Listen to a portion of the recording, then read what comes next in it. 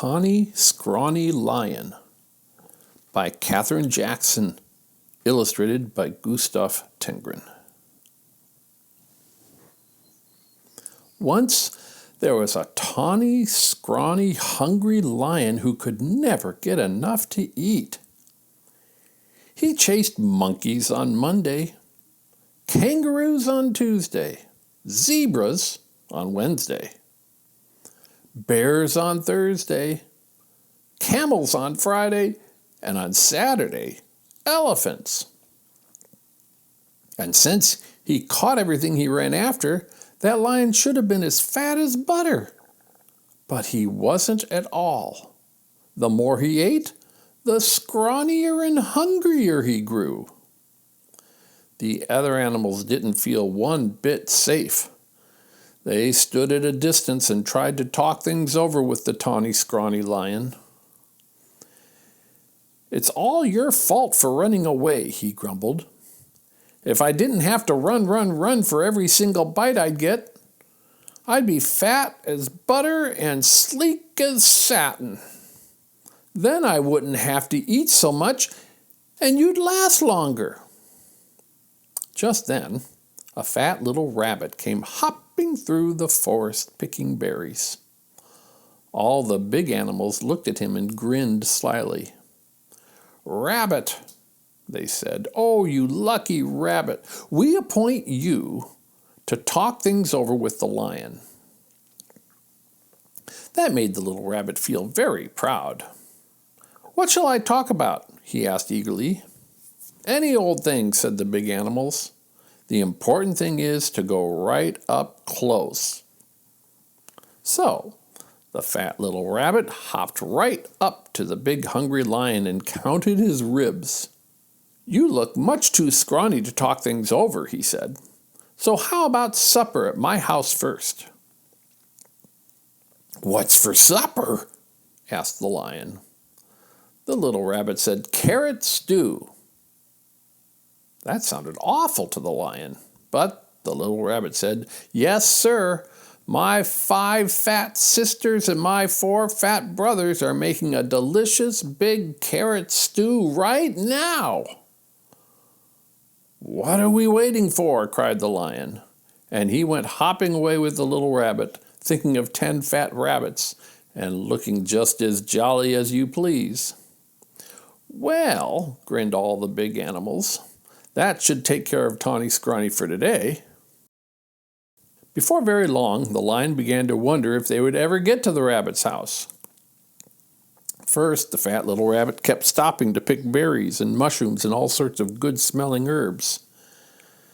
And when his basket was full, what did he do but flop down on the riverbank?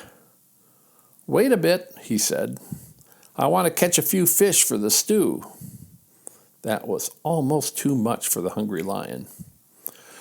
For a moment he thought he would have to eat that one little rabbit then and there, but he kept saying 5 fat sisters and 4 fat brothers over and over to himself. And at last the 2 were on their way again. "Here we are," said the rabbit, hopping around a turn with the lion close behind him. Sure enough, there was the rabbit's house, with a big pot of carrot stew bubbling over an open fire.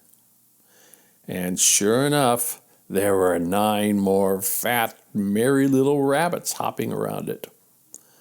When they saw the fish, they popped them into the stew, along with the mushrooms and herbs. The stew began to smell very good indeed. And when they saw the tawny, scrawny lion, they gave him a big bowl of hot stew. And then they hopped about so busily that really it would have been quite a job for that tired, hungry lion to catch even one of them. So he gobbled his stew, but the rabbits filled his bowl again. When he had eaten all he could hold, they heaped his bowl with berries. And when the berries were gone, the tawny, scrawny lion wasn't scrawny anymore. He felt good and fat and comfortable that he couldn't even move. "Here's a fine thing," he said to himself. "All these fat little rabbits, and I haven't room inside for even one. He looked at all those fine, fat little rabbits and wished he could get hungry again.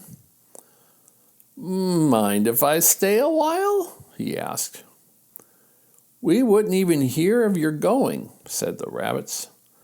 Then they plumped themselves down on the lion's lap and began to sing songs.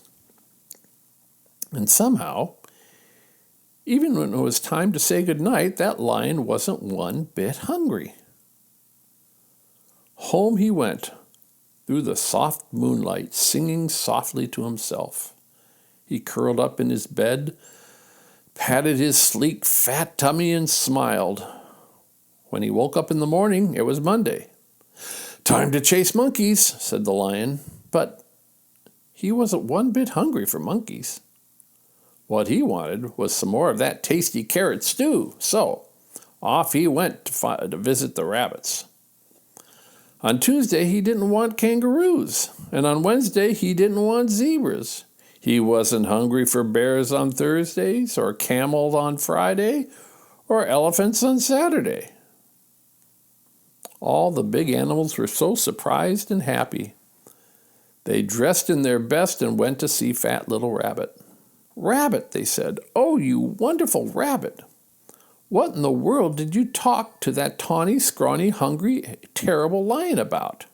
The fat little rabbit jumped up in the air and said, "Oh my goodness, we had such a good time with that nice, jolly lion that I guess we forgot to talk about anything at all." And before the big animals could say one word, the tawny lion came skipping up the path. He had a basket of berries for the fat rabbit sisters, and a string of fish for the fat rabbit brothers, and a bunch of daisies for the fat rabbit himself. "I came for supper," he said, shaking paws all around. Then he sat down in the soft grass, looking fat as butter, sleek as satin, and jolly as all get out, all ready for another big supper of carrot stew.